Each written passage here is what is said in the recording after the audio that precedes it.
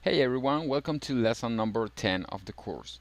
Now, we have everything we need, all the objects that we're going to need on the planet. We got the planet ready, and now it's time to go with the lights. And the lights are a really important part of everything that we're going to do on Cinema 4D because the light is the thing that adds realism to an object. Right now, if we press Ctrl and R or Command R, you will only see something like this. You can see that it's nothing. It's just a bunch of objects, but they are gray. They don't have a realism. They don't have anything realistic about them. So the light is what is going to add the realism that we are looking for when we work on 3D. So let's begin. I'm guessing that you have some notions of setting the lights on Cinema 4D, but still I'm going to guide you through the process. It's not very hard because we're only going to add 3 lights to give a nice effect on the planet, but I'm going to guide you anyway. First, let's group everything on the planet so that we don't have I don't like having too much things here on the objects panel. So we can call this clay planet. And now let's begin by adding the lights. I'm going to add 3 lights, 1 global light and 2 area lights. So let's begin with the global light. Just create a light object and let's turn this into a group called global light so that we don't mistake this for the other 2 lights. And right now you can see that the light is everything went dark right now. So let's start by clicking here on Ambient Illumination, and I'm going to remove Specular.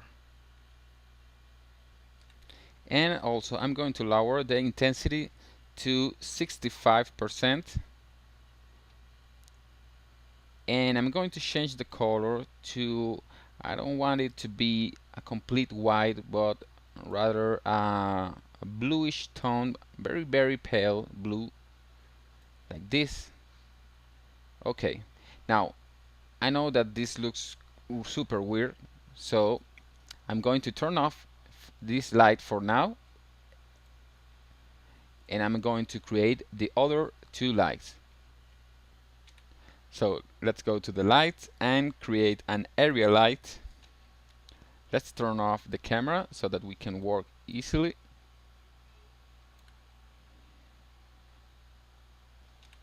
And I'm going to place this area light here on the right side of the planet. This will be the right side. I'm going to rotate it. The idea is that it's hitting the part of the sea, and I'm going to make this bigger and wider, just like this. Okay, now for the settings.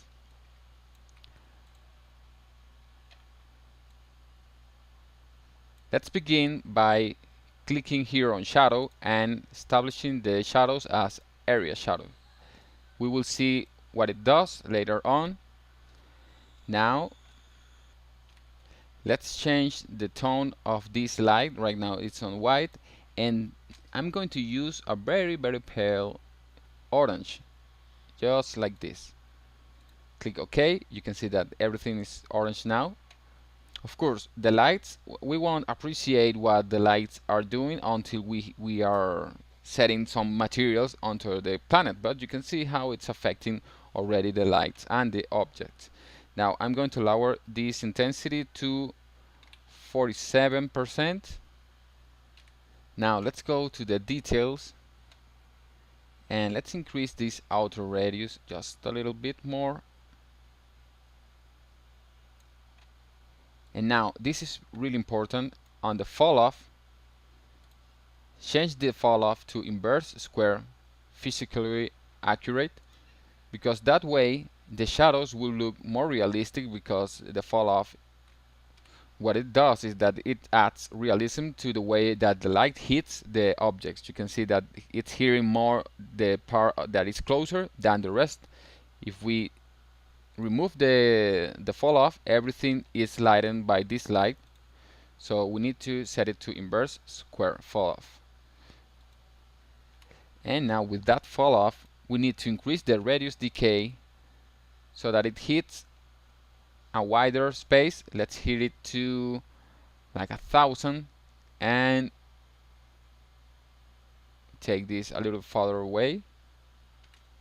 Now we can rotate this so that it's pointing exactly here,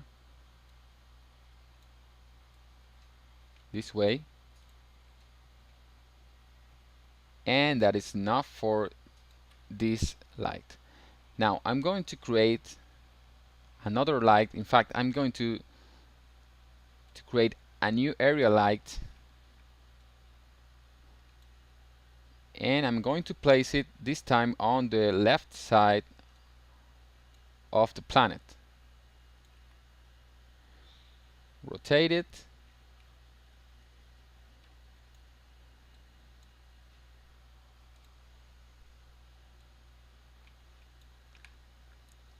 take it just a little bit closer.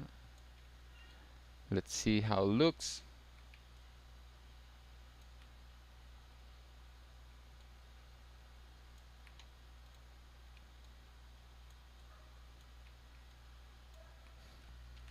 Alright, now this should be also wider.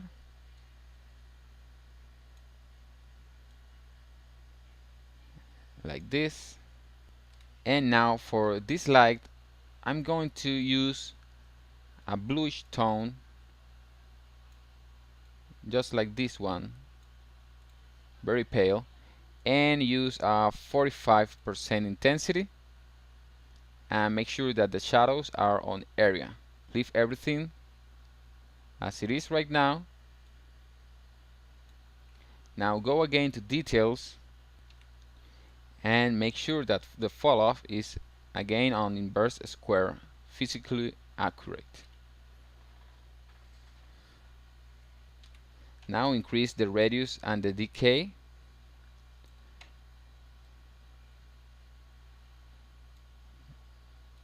You can leave it on 700 and take everything a little farther away, and let's see how it looks. Turn on the camera and render preview.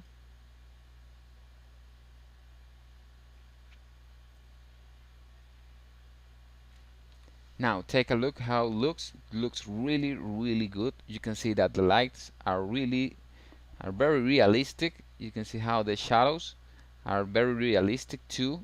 I like this little noise, but we will get rid of this noise that we are getting here later on, because we will add some things to the render. But that's it with the lighting. You can see that it looks very good. Now it's time to play with the materials, and when we apply materials to every object, then we will see how the lights really look. So let's go to the next lesson, and we are going to apply the materials to our objects.